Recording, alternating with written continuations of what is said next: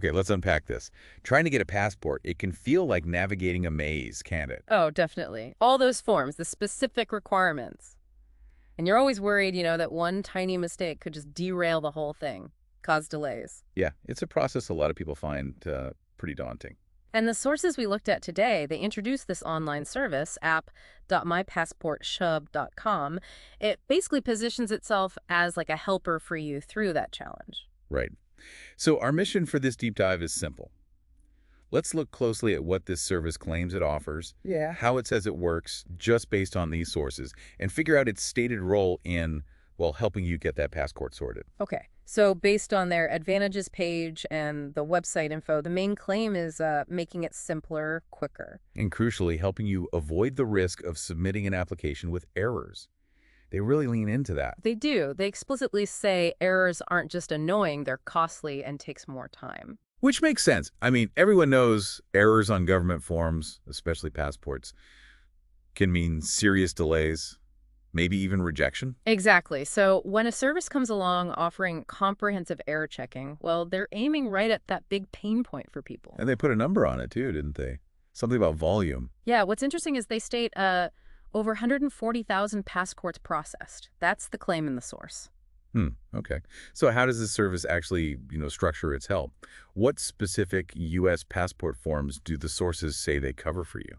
Well, the sources indicate they cover the main government forms. They list the DS-11. That's your application for a new passport. Okay, the first one. Right. And they mention the scenarios. Huh. Like for someone under 16, your very first passport ever, or if your last one was issued way back, over 15 years ago. Or if you got it as a kid. Yeah, exactly. Even if you're over 16 now, but you were 15 or younger when you got the last one, the DS-11 covers that too, according to them. Got it.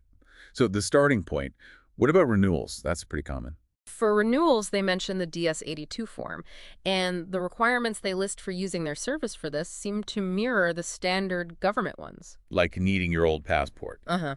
You need your previous passport. It can't be damaged. You must have been 16 or older when it was issued. Maybe it's running out of pages, or it's expiring soon, or expired in the last 5 years. Okay. Or another one is if it was issued over a year ago and you've legally changed your name since then, they say they cover that DS-82 path. Seems comprehensive for renewals.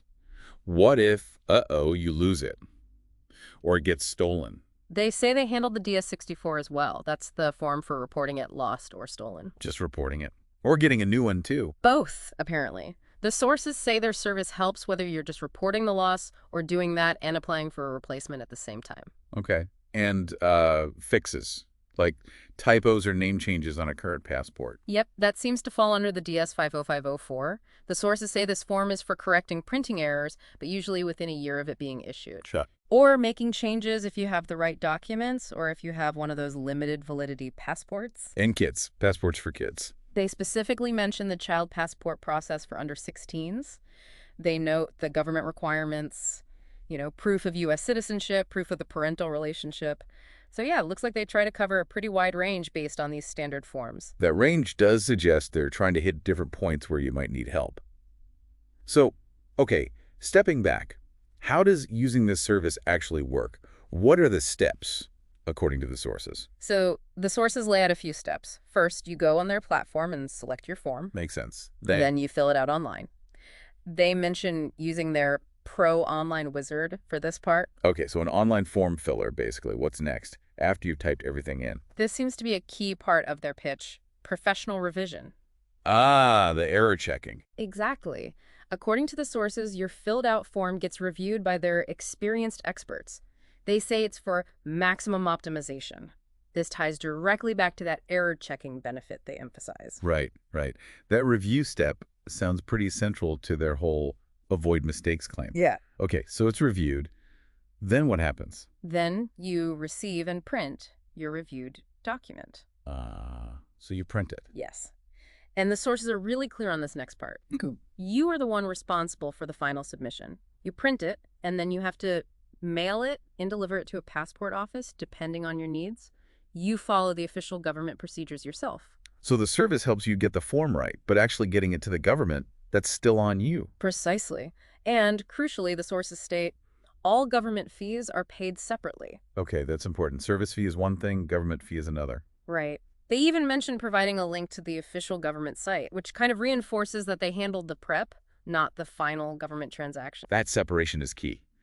Besides the review, did the sources mention anything else that makes their process supposedly easier for you?